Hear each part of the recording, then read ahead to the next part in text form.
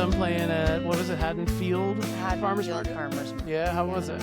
That was great. It was the first time I'd ever done it. Okay, cool. And what happened was someone canceled. Mm-hmm. There was another female performer that canceled. Okay. And my friend who has played there before, Chris Troiani, who I'm in Quiet Alchemy with, Okay. texted me and said, "Hey, they have an opening. Do you want to play? They want a Nice. female artist, to replace the female artist." Right. Play. Yep. And I was like, "Hell's yeah!" For those farmers markets, somebody has to die for you to get in. There's no way in. Yeah. So I was like, "Yeah." I looked at the temperature. I knew it was going to be hot, but it wasn't supposed to be humid. And I was like, "All right, I can handle heat if it's not humid out." Yep. I'm one of those people that talks about the difference between heat and humidity. Sure. Yeah. It's true though. I lived in Arizona for about 4 years, and it could be 110 out in Arizona, and it's still bearable because there's no humidity. Exactly, and I feel that difference a lot. The slightest change in humidity. So it definitely made made a big difference for me as to whether how I was going to play it. I was going to play it no matter what, but how I was going to manage the heat. But I knew I was going to be under a gazebo and, all that kind of stuff. In the shade, lots of water, manageable. But it was really nice. The guy who manages it is a sweetheart, really nice guy, and a real proponent of especially local female musicians. Yep. And the vendors were great. I mean, Blue Rascal Distillery was there, and Armageddon. Oh, Armageddon was supposed to be there, but I didn't find them today. Oh, okay. I saw Blue Rascal. Yep. Blue Rascal's in Hamilton, right? Yeah. Distillery in Hamilton. Yep. I believe they have an open mic, but I haven't been there yet. Yeah, me neither. I don't think I've ever been there, period. Yeah, so were there a lot of people there? Did you get a decent amount of traffic? Yeah, well, I mean, you're set up right where all the vendors are. Okay. So, I mean, you can't really escape that, but it's nice. Okay. It's nice because you've got people milling around, and there were vendors on either side of me. Nice. And they were cooking food and making, drinks and stuff like that. So it was like a lemonade place and like a smokehouse kind of place. Okay. So there were lots of people milling around there, and yeah, it was a nice crowd. It was a nice, mellow, chill crowd. Very cool. I gotta give a shout out to Whiskey Jim for coming to see me today and his family. Nice. That was very nice. Yeah, I forget what episode Whiskey Jim was, but that was a great episode. Thank you. I really liked. Yeah, I enjoyed talking to him. We have similar tastes in music, and I think our musical knowledge, historical knowledge, is comparable. So we had lots to talk about in that episode. So that was a fun one. And then I'm planning on having both of them back as the Jims. Yeah. Jim Brennan and Whiskey Jim. They're not on the calendar yet, but sometime soon. That's great. They're so much fun. I went to go see them at Armageddon Brewing last night. Oh, yeah? How was it? It was great. Yeah. They're always great. I mean, that's cool. It's not like it's never a hit or miss. It's always a hit. Right. That's awesome. Nice. All right. So let's dig in a little bit. I know you do solo acoustic stuff, and then you're also in a duo, right, called Quiet Alchemy? I am in 2 duos now, actually. Okay. Yes, but one is Quiet Alchemy with Chris Troiani. And the other one is Capo 2 with Jim Brennan. Oh, okay. That must be relatively new. It is. Okay. It's very new. And how did that come about? That's a good question. I had been kind of tossing the idea around that we work on some stuff together for a little while. And I think I finally wore him down. And he was like, "Well, okay," begrudgingly. And I wound up having an opportunity to get a gig at Oakland Manor Bar. Okay, yeah. And I checked with with Chris first to see if he wanted to do his Quiet Alchemy, but he wasn't available. So I asked Jim if he wanted to do it, and he said yeah. So we started practicing, and it was like we'd been playing for a few years. Okay, cool. I mean, there was certainly stuff to work out and getting to know each other's style and stuff like that, but it felt very comfortable, to do stuff with him. So I wound up getting sick and wasn't able to do that gig, but Whiskey Jim stepped in and did it on my behalf with him. So that became a Jim's gig, which I'm so glad that happened because I was not capable of performing that night. So I'm trying to get us into Tanner now or some other places. Nice. But yeah, we do a mix of like I don't even know how to describe it. There's some really cool 90s stuff in there. There's also some semi-classic rock, little Stevie Nicks. Nice. Little In Excess. Okay. Very cool. So how does that, so you've got Capo 2 and then Quiet Alchemy. How do the two duos differ? What makes them different?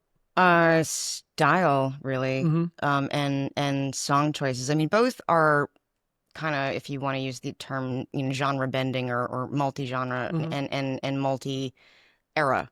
Yep. Chris and I reach a little bit further back. Okay. We do Georgia, Georgia on my mind. We do Walking After Midnight by Patsy Cline. Some of the songs from the 20s, 30s, and 40s as well. Yep. As well as like the Decemberists and, some of the newer stuff, some of the relatively newer stuff that's out there. Chris is a phenomenal guitarist. There's a lot of finger work going on there, a lot of really elaborate, work going on there. Cool.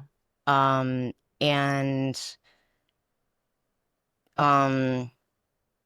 we do a lot of songs that I'm lucky enough to be able to really do my best vocal work on. Oh, okay. All right. So I imagine you're kind of playing rhythm and I singing. don't play on all the songs. Sometimes I play rhythm, sometimes I just sing. Gotcha. It just depends on the song. Like Walking After Midnight in Georgia, in Summertime, I don't play on those. Okay. Yep. I only sing. So that you can concentrate on your vocals and stuff like that. That's cool. That's my first love is, the vocals. Yeah. Yep. So yeah, and then I kind of described, Capo to you before. Yep. So yeah, we don't really, I'm not worried about, there are some songs that I think we're probably going to wind up both duets will be doing, or both duos will be doing, but in totally different styles. Sure. So a little bit of overlap, but different. Yeah, very different. Gotcha. Very different. Very cool. And then your solo stuff, when you're out playing solo, I know you do have some original music. So do you play a mix of originals and covers when you're out? Yeah, I don't have a lot of originals, Dave. I think I'm probably slower at turning them out than I think you are. I'm really slow. Well, I'm really slow too. That's what I was saying. I just put one out, but it's the first time in like a year. It took me about, oh God, I don't know, 12 years to write my first, original song, maybe longer than that. Mine was about 10 years. Yeah. And then the next one probably took about 4. Okay. And then I wrote one in 2 weeks, which was like, wow. Right. But that's really, I have 4 originals. One I've never played out. It's never made it out of the house. I have one like that. I play it out, but I'm not sure I'm ever going to record it. Yeah. Okay. Yep. And then the other. Anyway, why do you have what's different about, not to expose that song because obviously it's very personal to you, but why do you not play that one out? Even though I'm drawn to sad music frequently, or mellow music, maybe even dramatic music, I have to find a way to modify it so that people don't want to slit their wrists after they hear it. That's really what it comes down to. It's pretty dark. Okay. All right. Well, I think that's, I don't want to use the word great. I mean, I admire that, your awareness, right? And I also like the fact that you can still keep something for yourself. You know what I mean? Yeah. And dark might be the wrong word. It's just, it's heavy. Let's call it that. Okay. Let's call it heavy. Yep. It's not like, talking about suicide, but it's heavy material. Okay. So maybe one of these days I'll pull it back out again. And it's just not finished. Okay. I mean, it's finished, but it needs more attention. I gotcha. And I haven't been giving it any attention at all. That's kind of like the one song that I have. I have a song called You Never Loved Me, and it's about, my latest failed relationship. And it's Leanne's talking about you. No. But yeah, it's I play it out at like open mics, or I may throw it into one of my gigs, my regular gigs, but I'm not sure I'm ever going to record it unless, some more time passes and maybe, I get into a studio and do it right, because it's a little bit different than the songs that I have recorded and have released already. It's not just like a regular 4-chord strummy song, it's a little bit more elegant, if you will, with the guitar playing and stuff. And I think just the acoustic guitar, my vocals, that song just needs more. It needs like a drum, it needs maybe an electric guitar, it needs a bass, things like that. And I just don't have the motivation to get into that just yet. You know what I mean? Yeah, mine is actually called When the Caged Bird. Why the Caged Bird Sings. Why the caged bird? Bird okay, sings. Gotcha. Yeah. Maya Angelou book. Yep. But yeah, it's just I went through a rough divorce, and Mm-hmm. it's a lot of that. It was a rough marriage followed Yep. by a rough divorce. Oh, So okay. Gotcha. it's a lot about that kind of stuff. But I mean, it was a long time ago, and a lot of that's unpacked now. Mm. So Yeah. I don't really feel the need to keep going back to it. But at the same time, I think there's something there that could be nice to work on. Okay. Yep. You know, Yep. I hear you. Yeah. you were talking about other instruments for yours. I don't hear things like that. Mm-hmm. I don't like when I'm playing a song that I've written. Sometimes I'll hear it with covers. Okay. I'll be like, "Oh, it would sound really good on this." Oh, really? You know, Yep. but I don't know why I don't have that vision with my own stuff, mostly because I think it usually sucks. But we all think our own stuff sucks though. It takes forever. That's probably why I'm so slow. It's like, oh, I've gone through songs at home that have never seen the light of day, and then I end up just trashing them because I'm like, nah, this was a good idea, but it's not. yeah, I know Amber West Mm. has talked about how she uses a lot of the poetry that she's been writing, for Yep. as long as she can remember. And I used to write quite a bit. Okay. But somewhere along the line, it all got lost. What do you mean? It just disappeared. Like the paper, Oh, the okay. journals or the paper, Just gone. wherever it was. It just didn't make it through the moves and through the Oh, okay. shuffle. Yeah. Yep. So I don't have that stuff to work from anymore. That's a And shame. it's okay. It would have been interesting. Yeah. I don't know how much of it would have actually made it to the light of day in music, but Yep. but it would have been interesting to have that to work from a little bit, Right. Yep. I hear you. I hear you. So you said your first love is singing, right? Yeah, How far does that go back? When have you just always been singing ever since you were a kid? pretty much. Yeah. Yep. Yeah. And it's not just me. I got that. I mean, that's in my genes. Okay. Um, it's funny. Probably my first memory, because I don't think there was anything before this, popped into my head. I don't know, maybe 25 years ago. Um, and it was me as an infant being on someone's shoulder, essentially, and they were singing that Mockingbird folk song. Oh yeah. Yep. And I called up my dad, and I was like, "Hey, I just had this really weird memory." I'm like, "Was that you singing that?" Because my dad's got a nice voice. He said, "No, that was your grandfather." Oh, nice. And my grandfather passed when I was 5. Oh, wow. Wow. It's amazing that you remembered something. Yeah, so this was like a recall from like who knows how I accessed that. But my grandfather and grandmother were both singers in church choir. Okay. And my grandfather, I think if I remember this correctly, would sing around, the house sometimes, like when he was cooking or something like that. And I just started to love singing for as long as I can remember. It was I wanted to do that or be an actress when I was a kid, and mostly it was a singer. Gotcha. Yep. That was my I just want to belt things out for the rest of my life, Nice. know. Would you put on little shows and stuff for your parents and stuff? Yeah, much to their chagrin. Yeah, no, I remember this one time my dad it was in my bedroom. I was singing to some music that was on the stereo, and my dad walked up the stairs and he knocked on the door and he's like, "Was that you?" And I said, "Yeah." And I wasn't sure what the response to that was going to be, like, "Shut up." But no, it was like, "That sounded really good." That's and awesome. I was like, "Wow, okay." Yeah. And at that point I was like, maybe other people will like the way that this sounds. Yeah. Maybe there's a chance. Oh, that's awesome. It's great. I've never really even talked about this before, but you reminded me. It's great when you get your first genuine compliment. Yeah. Because when I was a kid, my family was not very musical, and I was the only one who tried to learn to play an instrument and all that stuff. And I never considered myself a singer, so I would never sing, but I would play guitar. I always just thought I was a guitar player, and so I'm learning my little AC/DC and Led Zeppelin riffs and stuff, and I used to get kind of yelled at all the time, turn it down, right. You're right. Disturbing everybody, all that stuff. And then one year, I think I was maybe 17-ish. My uncle, who's only 2 years older than me, and we lived in the same house. I was playing "What's Up" from Four Non Blondes on my acoustic guitar, and he walks by and he goes, he's like, that actually sounded pretty good. Like, I thought it was the actual song for a minute. And I was like, oh my God. Like, the first time I ever got like a real compliment, you know, and it just gave me the motivation to just like keep going. You know what I mean? Yeah, stuff like that is crucial. I should also mention that there was this family friend that we had, his name is Skip. He's passed now, unfortunately. He's been gone a while, but he lived with us for a little while when I was in not real little, when I was probably in early high school. I think it was early high school, or maybe it was late high school. I don't remember. It doesn't matter.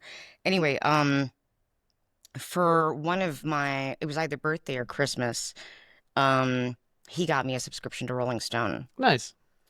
And that was, to me, like, oh my God, here we go, right? Yep. I would spend hours poring over every one that came in. I still have some of them because I love the covers of them. Sure. Yep. But they, of course, Rolling Stone, as companies used to do, sold my information, to other companies. They would send me their merchandise. Yep. But one of them was this magazine that I got. And I'm going on I don't know where this is coming from. It's all right. But it was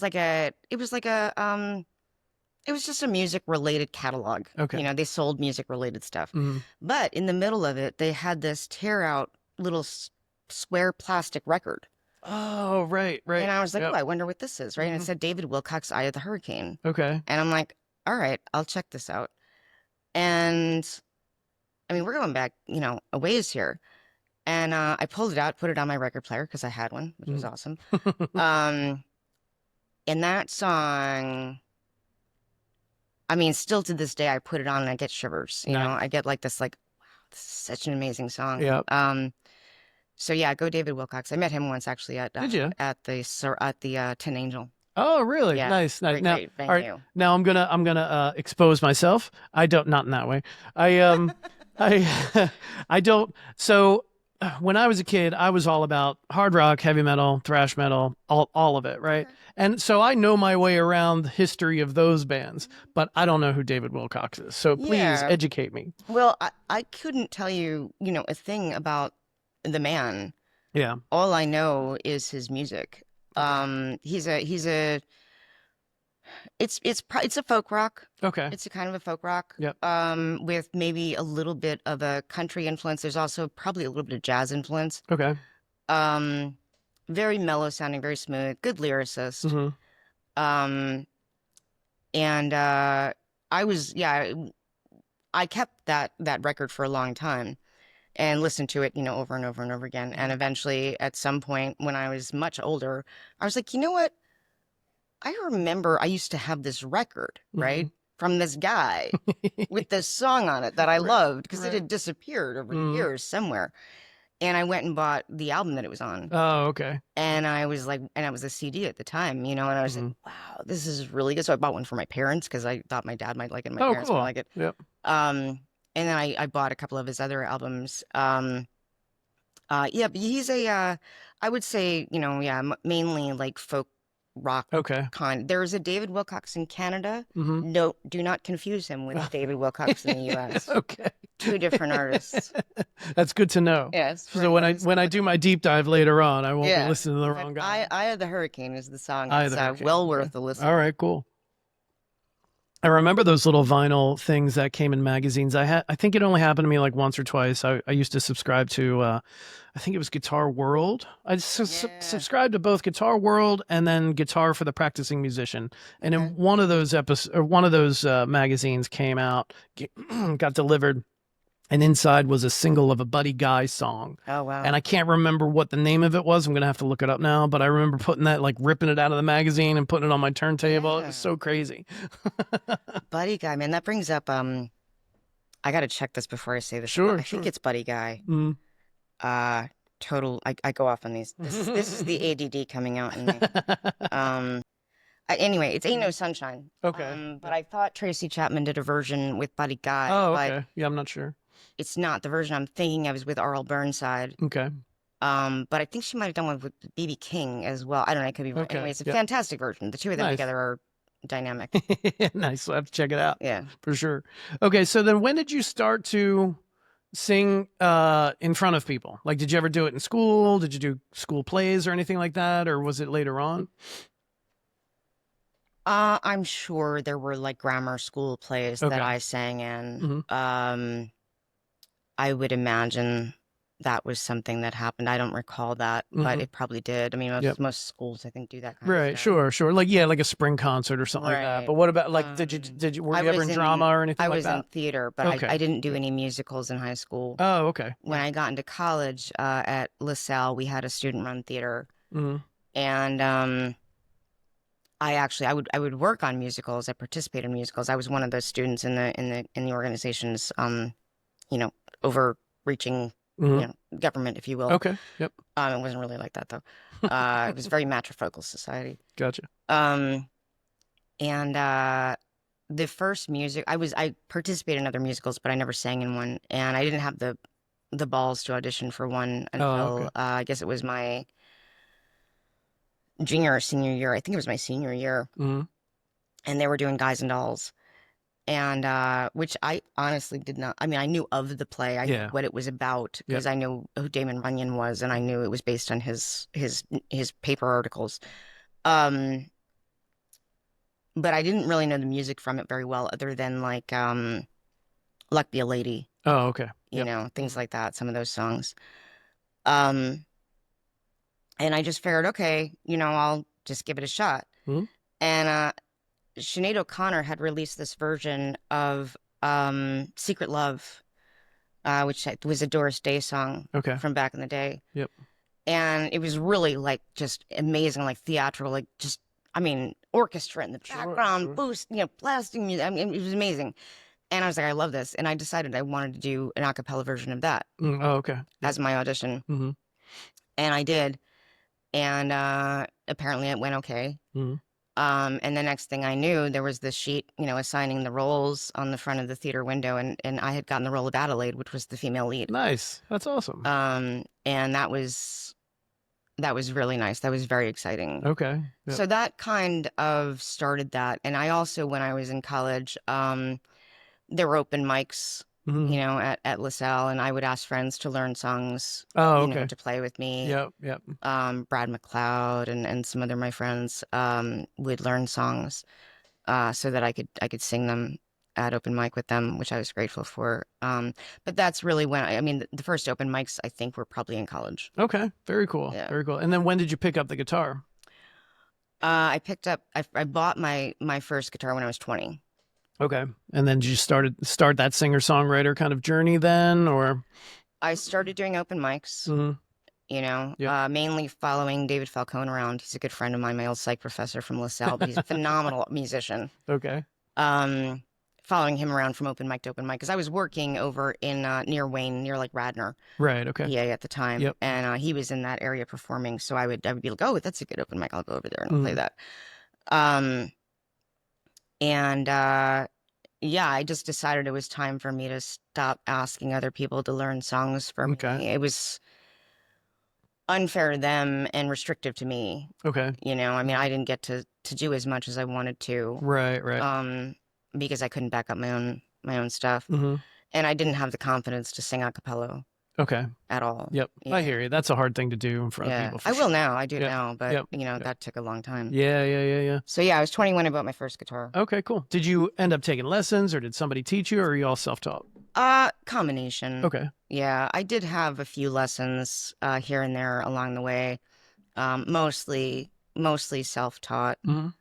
I don't, but I don't. I'm not a complex guitarist. Okay. I consider myself to be a lazy guitarist, if anything. I don't. If there's an easy version of a chord, I play that one. Okay, gotcha. Yep. Or if there's a bar chord, I'm like, nope, not playing that. I'm gonna do this instead. I hear you. But I also have ridiculously small hands, which I blame for that all the time. There you go. But yeah, so I mean, I probably lived on 3/4 chords for a number of years. Sure. But the Indigo Girls had some neat chord variations in their songs. Yep. And that's what I started learning first, really, was their stuff. Oh, okay. Theirs and Joni Mitchell's. Okay. Yep. That so leads me into had neat chord variations.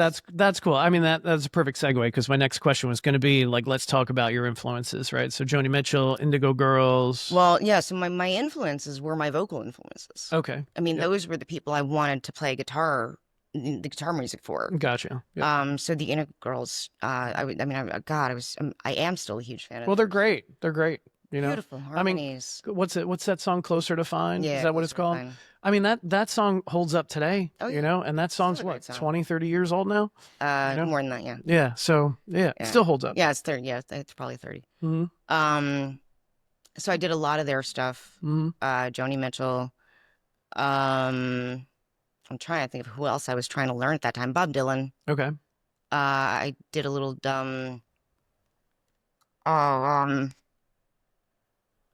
who's John Denver. Oh, okay. Yeah. Yep.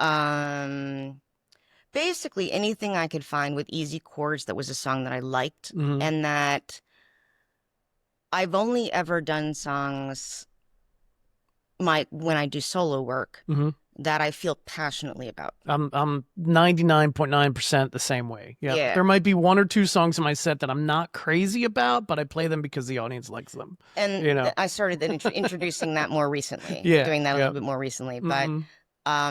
But yeah, it was always songs that, like, I mean, the vocals were really complex or really challenging or just really beautiful and simple, just depending on it.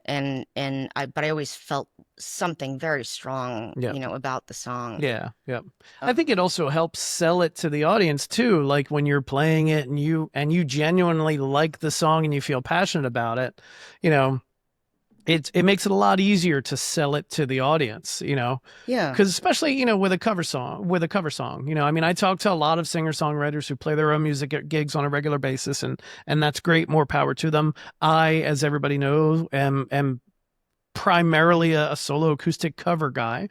But I love all the songs that I play, with the exception of maybe one or two. Right.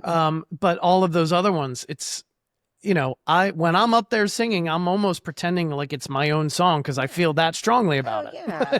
Well, you make it your own. I mean, you don't deliver it. Well, I don't know about you. I don't deliver it the way it was recorded. Right. I try to come pretty close to replicating it, but again, with my own flair, maybe. Yeah, I want the song to be recognizable, as what it is in most cases. There's a couple that I've changed pretty drastically, but for the most part, I want it to be recognizable as what it is. But 97% of the time, let's call it 97, right?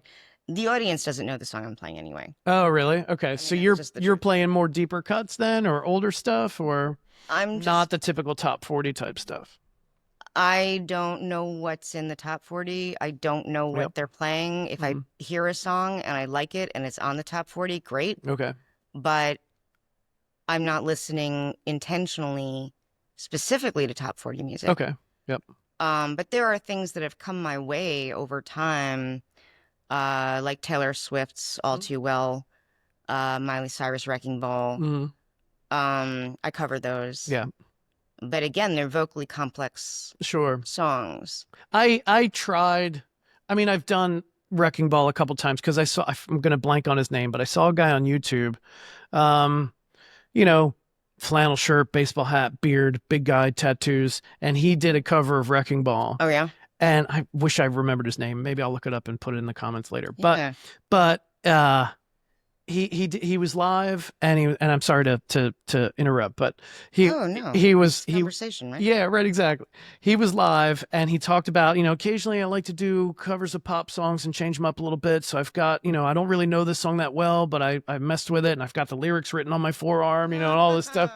And then he started playing it, and the audience literally thought like it was a joke. Like he sang the first two lines, and the audience registered it, recognized it, and they were all just like, ha, ha, ha, Miley Cyrus. You can hear people in the audience because it's a cell phone recording of the performance. And then he gets maybe it's the second verse in, and people are starting to realize oh shit, this, he means it. And And then he does the chorus like real kind of soft. And then maybe the last time he does the chorus, it's when he belts it out in his deep, manly voice, you know, and it's so powerful. And I was like, I want to try to do that, you know, and I did it a couple times, you know, at random open mics. But to your point about it being a complex song, you're right. Because during like the verses, I feel like I've got like it's a little bit low for me. And then when it comes to like the pre-chorus and the chorus, I feel like it's a little bit too high. So I can't even find like the medium. Yeah, there's a good range on that song. I don't think I forget if I capo that one or not. I might so that I can sing below it and then above it. Yep. I don't recall, but yeah, it is. I'd love to hear that version. Yeah, I'll send it to you. Yeah, I will. Really like to see that. Yeah, it's phenomenal. It's probably like 10 years old, you know, but it's fantastic. I'll find it. The song's not, you know, yesterday's news. Right. That's true. Or I guess it is yesterday's news, right?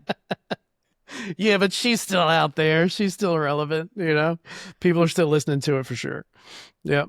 All right. So where are we now? So any other influences? I mean, the list goes on. Yeah. I mean, Tracy Chapman, Natalie Merchant. Yep.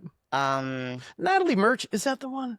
Is 10,000 Maniacs. Oh, 10,000 Maniacs. I was thinking of I just had her name and it fell right out. The one who sang What I Am. Edie Brickell. Edie Brickell.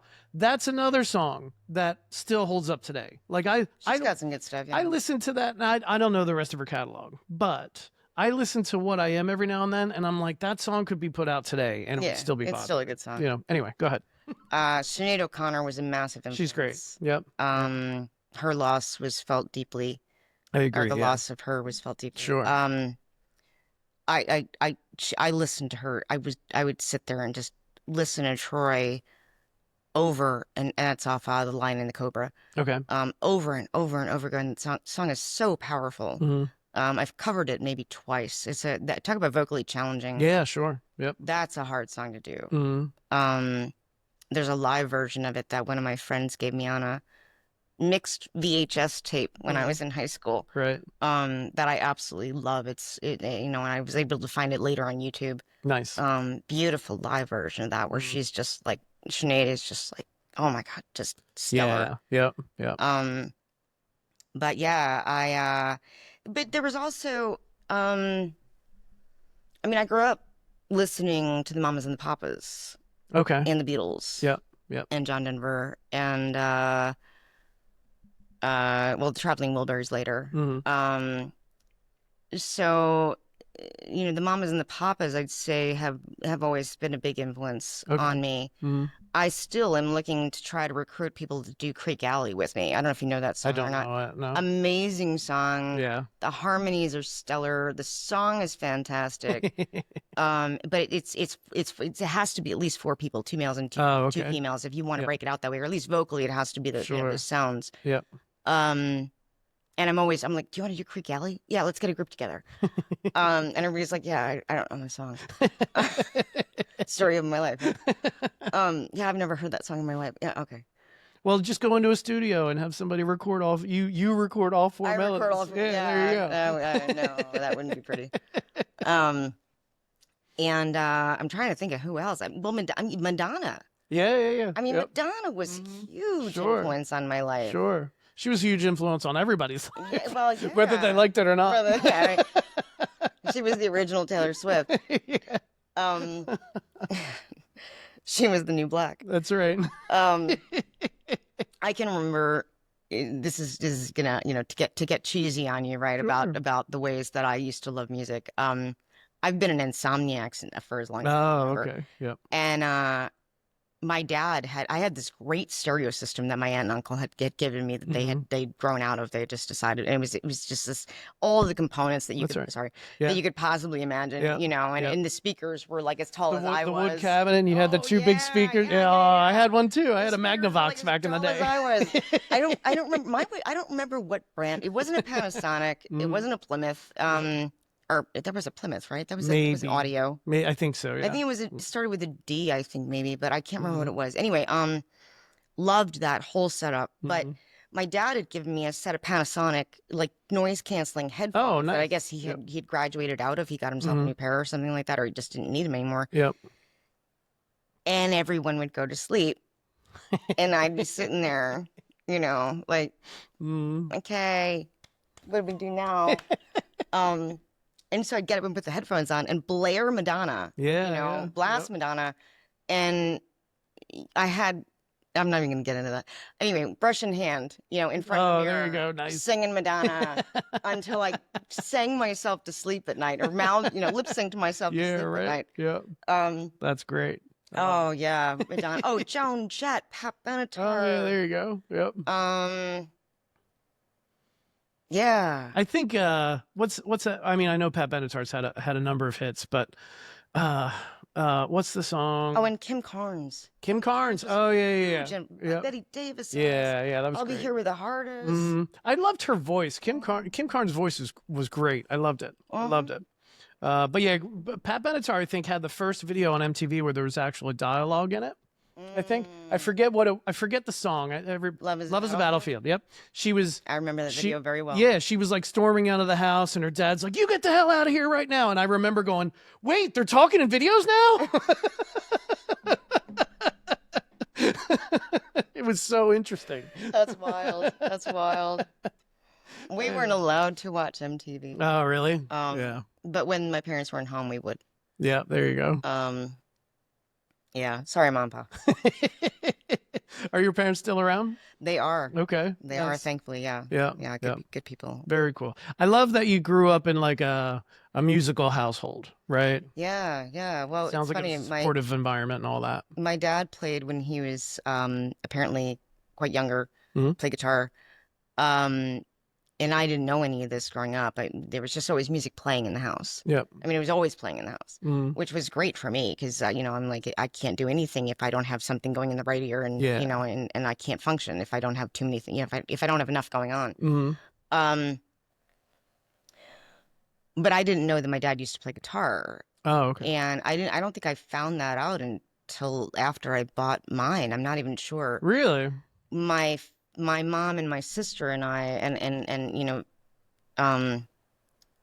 as significant others as they were at the time, all went in and purchased my dad a guitar. I don't recall which birthday it was, and I don't know if he'd want me to say it out loud anyway. But we got him a Martin. Nice. I used Martin, nice. From Craigslist, I think it was at the time, when that was still a valuable thing. Sure.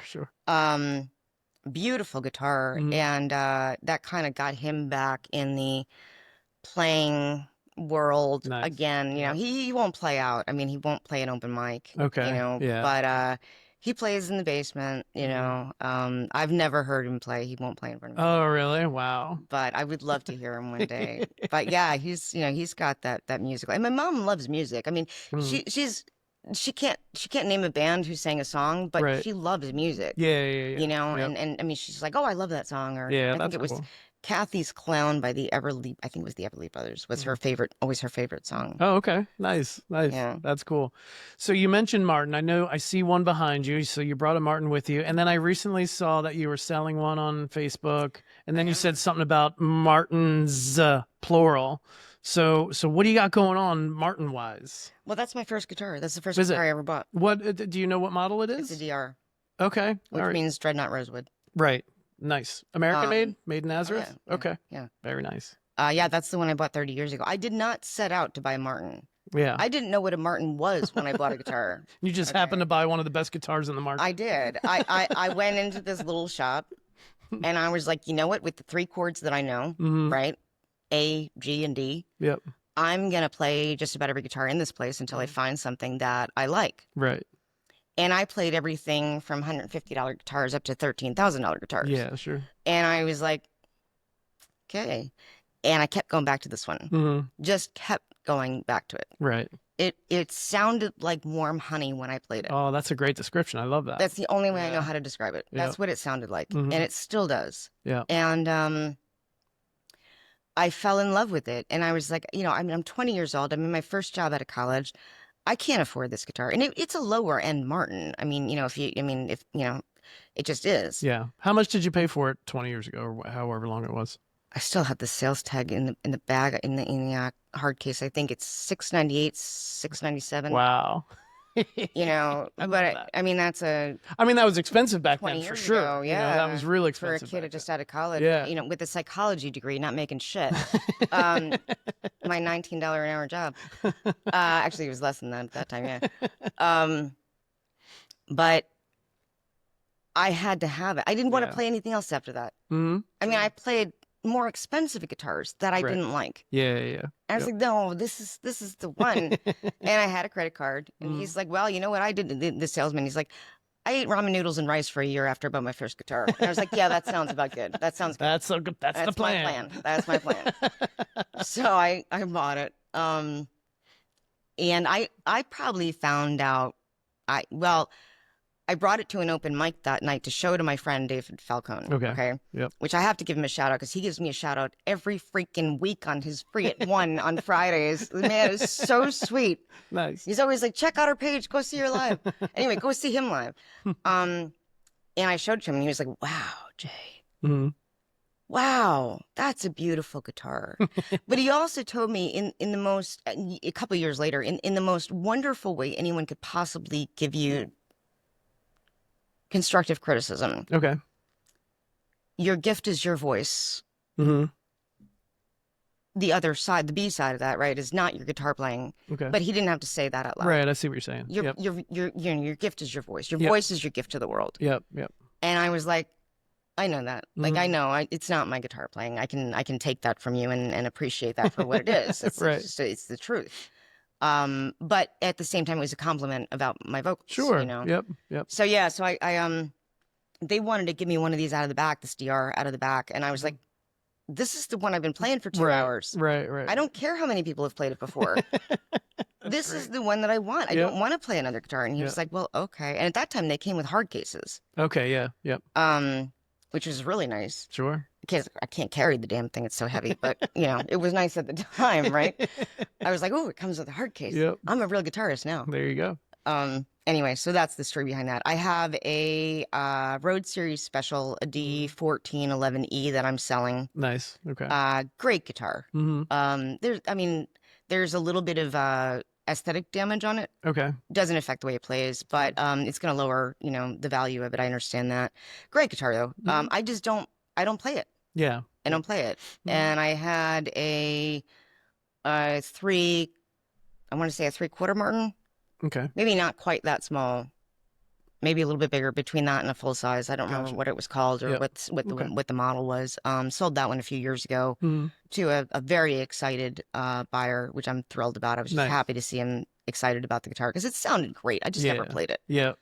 And I had a Martin backpacker. Okay. That I also sold. But yeah, so that's my lineage. I've tried other guitars. Mm-hmm. I've found some Taylors that sound fantastic. Yep. Most of them are in the $12,000 to $13,000 range. Oh, right. Yeah. A little bit out of my budget. Little bit, sure. Yep.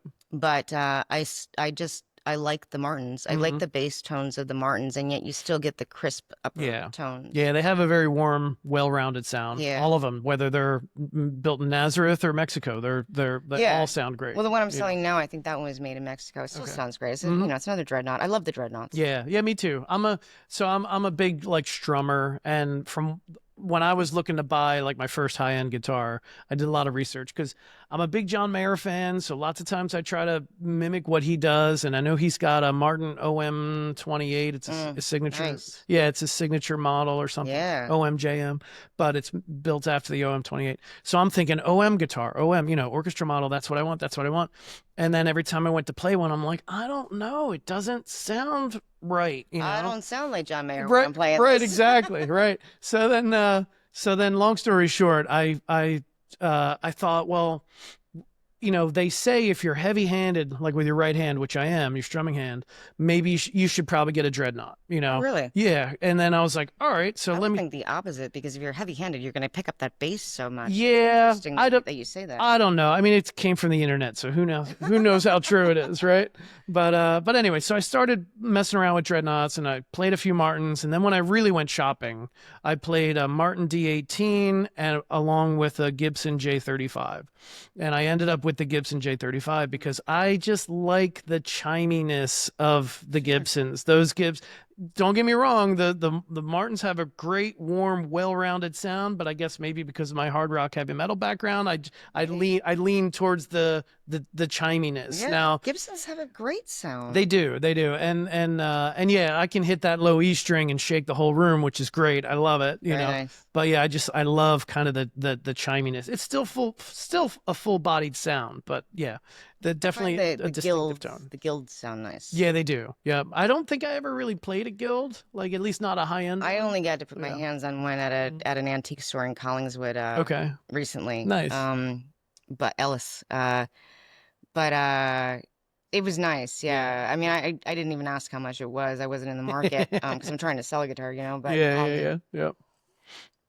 But they do sound nice. But no, the Gibsons, they have a really nice sound to them. Yeah, definitely. I think the J45 has a little bit of a warmer sound, I think.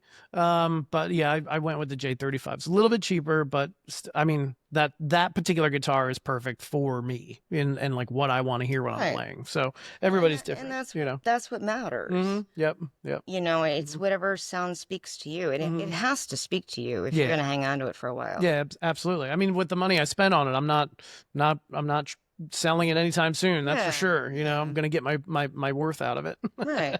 Exactly. All right. Anything else you want to talk about before we get to the performances? Did we cover pretty much everything? Is there anything you wanted to promote? Yeah, the only thing I'd like to mention is I do have my own marketing and advertising company. Oh, nice. It's called Stellar Blue. You can find it on Facebook. Stellar Blue Designs. I've done some album artwork for people. Okay. Because I do a lot of things with it. I mean, I'm designing a website. I do some advertising. I do some graphic design. I do some artwork. I do some random, social media management. But I've done some album artwork with that. I do a lot of the promotional artwork for all the events that I'm playing in. But I've done stuff for other group events as well. Yep. So yeah, if you want to check any of that out, I would, go ahead and give me a like on Facebook. Nice. Love that. But yeah, it's Stellar Blue Designs. Stellar Blue Design. And I think Joe Lombardo was in here not too long ago. You did some artwork for him, right? I did his album artwork. Yes, I did. Okay. I'm also designing his website for his law firm. Oh, nice. I do some social media for him. Very cool. Yeah, he's a great guy and he's been a big supporter. Yep. He's great. He's all over the whole South Jersey music scene. It's great. Yeah, and he's just a stellar guy. Just a really nice human being. Yeah, absolutely. So it's a pleasure to be able to work with him a lot. Yeah. And then I think you also do like your own interviews and stuff on YouTube as well. Is that still going? Yeah, I do them. Mine are. There's a lot of restrictions on mine. Unlike yours, you're able to do them inside when you want to, and you control the sound and the audio and the visual and all that. Mine are done in my backyard, so I can only do them at times of the year where it's comfortable to be outside for a while. Yep. And I don't know how you turn them around so fast. I am so slow with editing. Like I interviewed you, it was 3 months ago? Yeah, something like that. Yeah. And I still haven't put it out yet. It took me 8 months to get the one with Al Pepiak out. I'm so bad at that. That's all right. Most of this will be just the way it is. Like I'm not going to edit too much out of it. Oh, maybe the second. More careful about what I said. No, you're fine. But no, like when it took you were looking at your phone. I'll probably cut that out. But and I'll cut this little part out too. But other than that, it's going to be pretty much as it happened. Yeah. So I do that. I do the interviews. I enjoy them. The one I put out most recently was with Alex Pepiak of Lost Art. Yep. Definitely would love it if you guys check that out. That you can find on my J Runyon Music Facebook page or on my YouTube page at Acoustic Jaybird. Okay, so Facebook J Runyon Music. YouTube, Acoustic Jaybird. Acoustic Jaybird. What else? Instagram or anything? Instagram, J Runyon Music. J Runyon Music, Instagram, TikTok. Not on it. I'm not willing to put that on any of my devices. I know. I don't blame you. I'm gonna disappear, from the world because I'm not on TikTok. But I refuse to have anyone have that much control over my devices. I know. Unfortunately, I'm reluctantly on it, and I'm not even sure why I'm on it. I'm certainly not the demographic, and whenever I post something, I get like 100 or 200 likes. Where like Facebook and YouTube, those numbers are much higher. So I feel like I'm just wasting my time on TikTok. Maybe I'll get a second device. Yeah, there you go. It's not on my network. Like a burner phone. I'll make a network specifically for it on my Apple Airport, and I'll just keep that one restricted all to it. Maybe I'll do that. Yeah, right. That's the only way I'd be willing to do it. All right, so YouTube, Facebook, and Instagram are your three main ones, right? Any other ones? Yes. Okay. And do you have a website aside from the? Don't right now. Okay. I don't currently. All right. No worries. I don't either. I had one for a little while and then it became too expensive to host. So I'm like, why am I spending $30 a month for something that nobody's looking at? Well, yeah. Especially, it's nice to have a home base if you have something like I can understand, Shea Arthur has and Michael Song have the original artist circuit. Sure. That makes has a sense. website. Yep. I get that. That makes sense, but I don't, what would I be posting on there that you can't access publicly from social media? That's a good point. Yep. And yeah, there's a cost to it that I can't see getting back. Yeah, right. The ROI on it just doesn't make sense to me. Exactly. I mean, I think some people might make an argument that you could it's easier to build mailing lists and stuff like that if you want to start collecting people's information, but I'd have no desire to do that. I'm probably not going to do that. Yeah. But I mean, I've owned my own companies. I mean, I have a hard enough time sending out emails, on a mailing list for that. I'm not right. Maybe I'm missing something, and that's very possible. We're in the same boat then. Yeah. I mean, other people are doing different things, and some are more successful than me, obviously, and that's fine. I'm happy for them. But between the business, the music, the two duets, two duo groups, and a life, barely, there isn't a lot of time to do email marketing. Right. Yep. And that's, in my opinion, that's the same as just putting flyers on somebody's windshield. You know what I mean? Well, the thing is, I don't check my email. Right. I don't check my personal email account. I check my business email accounts and the music email account, but I don't check my personal email account. Right. And I don't think I'm alone in that. Yeah, I agree. Yep. Or you check it once a week or every 3 days, and you're not going to be reading stuff that's fluff. And it takes you 20 minutes to filter through all the junk mail that you get, all the spam and stuff. So exactly. It's tough. Anyway. Okay, cool. You're gonna play a couple songs for us? Yes. Okay, what songs you gonna play? That's what I've been told I'm doing. Yes. So I'm definitely gonna play Another Damn Open Mic. Okay. That's the name of the song? It's called, yes, that's the name of the song. I don't know if you want any of the background behind any of these or yes not. I mean, whatever you want to give me. Sure. I was going to ask you what it's about. It sounds self-explanatory, but it is not. It's not. Okay, let's hear it. It's actually, well, just very briefly, it's about a relationship where the person wasn't really showing up, wasn't present in the relationship, in a mindful sense, as much as I wanted them to be. Sure. And one of the ways that was reflected was in their presence at different music events that I was doing. Okay. And so the open mic became representative of a lot of different types of music events that they weren't showing up to, that they weren't participating in. I got you. And so it just became, hey, what does it matter? It's just another open mic. It's just another. Oh, mic. I see. Yep. And then I'll be doing potentially Stress Fracture if I can pull that one out today. Again, I mean that's a failed relationship song. Actually, I have 5. That's right. I have 5 songs. I'm not going to do Find You today because I think it's better when I do it with Chris Troiani. That's the one that took me the 10, 20 years to write. Yeah. And that's an amalgam of relationships that just caved in. And then Love Lush. Okay. Which is a song about, that's my favorite one to describe. It's a song about an affair I'm having with a dog at Dr. Brewlittle's. Oh, nice. Okay. Her name is Ginger. And the response that my dog gives me when I come home after spending time with her, which is not actually what you'd think it would be. Okay, interesting.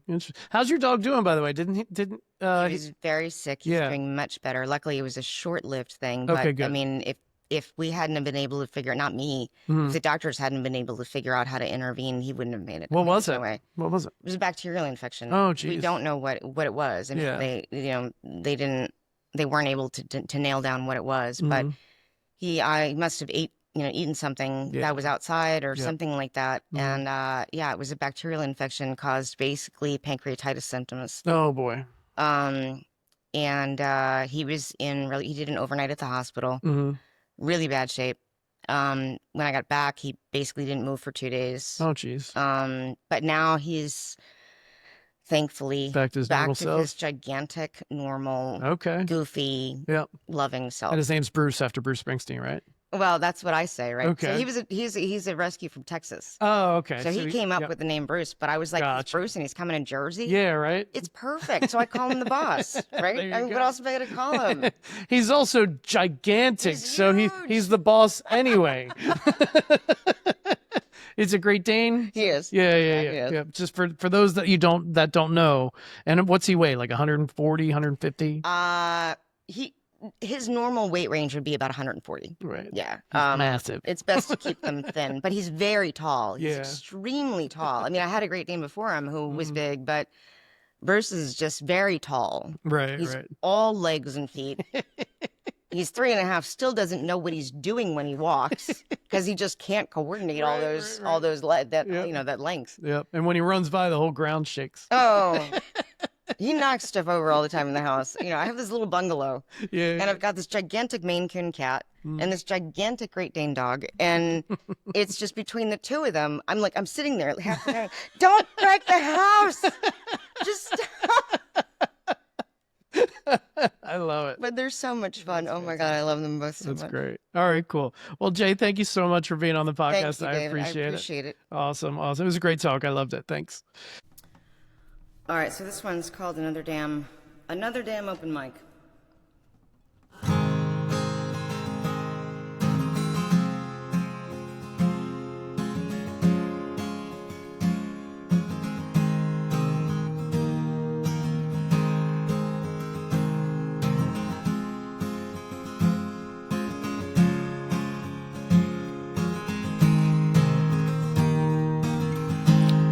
She said you used to love to.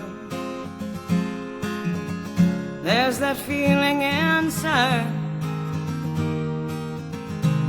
Well, my stomach is in knots again, and my tongue like rawhide. Here come the non-committals. Sure, I guess it's fine. Hey, what does it matter anyway? It's just another damn open mic.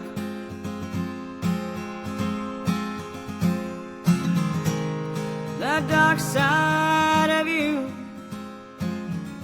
that one that keeps me laughing, is one and the same as the one you use for gaffing.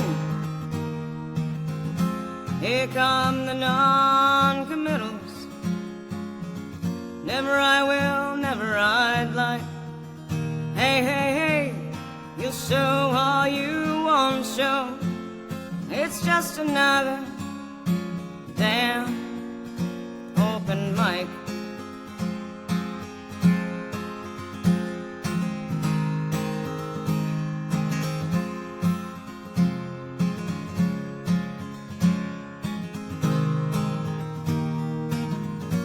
Now I'm caught up in the middle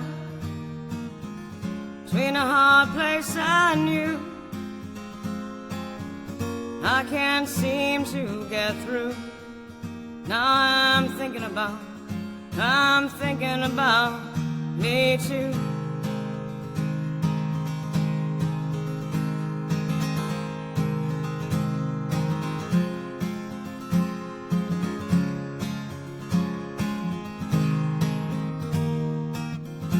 Here comes your newest non-committal. Which one will I hear tonight? Hey, hey, hey, hey, what does it matter anyway? It's just another damn open mic. Well, it's just another damn open mic. Well, it's just another damn open mic. All right, nice. Thank you. Very nice. This is Love Lush.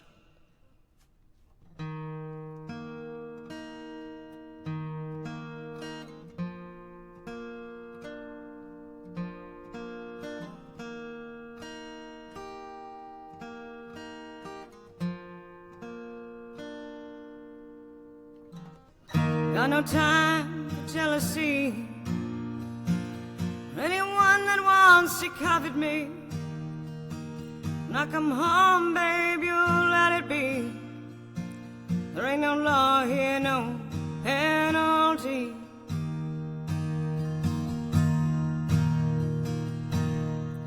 'Cause you're a love lush. Yes, you are, you're a love lush. Love lush. Yes, you are, you're a love lush.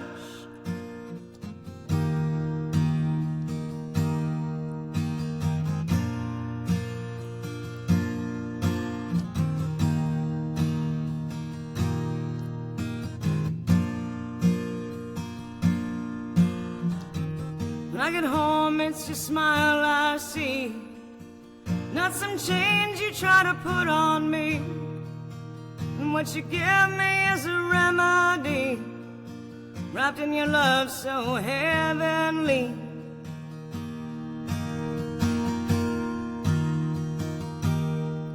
'Cause you're a love lush. Yes, you are, you're a love lush. Baby, you're a love lush. Yes, you are, you're a love lush.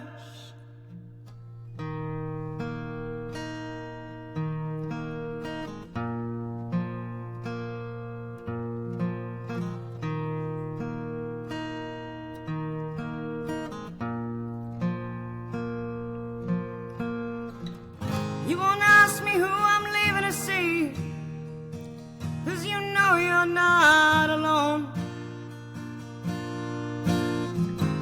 You don't try to question my love, 'cause you know I'm coming home to you. 'Cause you're a love lush. Yes, you are, you're a love lush. Baby, you're a love lush. Yes, you are, you're a love lush. Oh, honey, you're a love lush. Yeah, you are, you're a love lush. Baby, you're a love lush. Yes, you are, you're a love lush.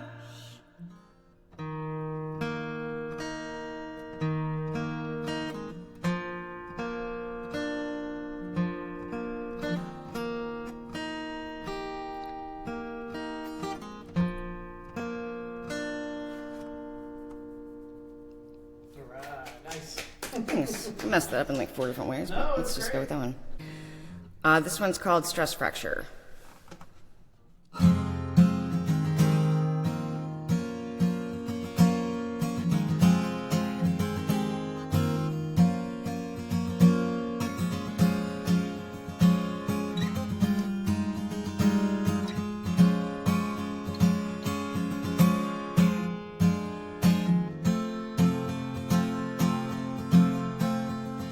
There's an imperceptible crack in my coffee cup, something that time won't heal. It's an almost inappreciable problem. Well, it's kind of like the spinning of a wheel. It's fatigue-induced in by the passage of time. The same damaging choices, the same deleterious crimes. Now you can't just leave me. This is the part that matters.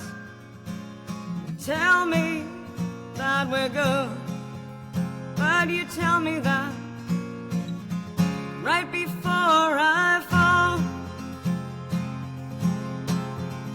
It's an insurmountable obstacle, 'cause once it starts to leak, it'll be an unmanageable situation that we won't, no, we won't be able to tweak. It's an injury caused by exhaustion, by the simple duration of time. The same crippling decisions, the same old warning signs. Now you can't just leave me. This is the part that matters. Tell me that we're good, but you tell me that right before I fall.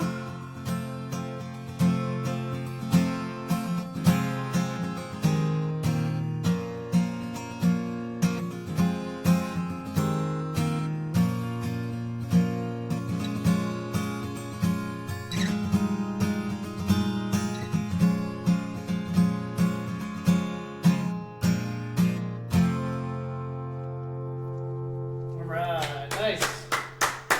Very nice. Thank you very much, Dave.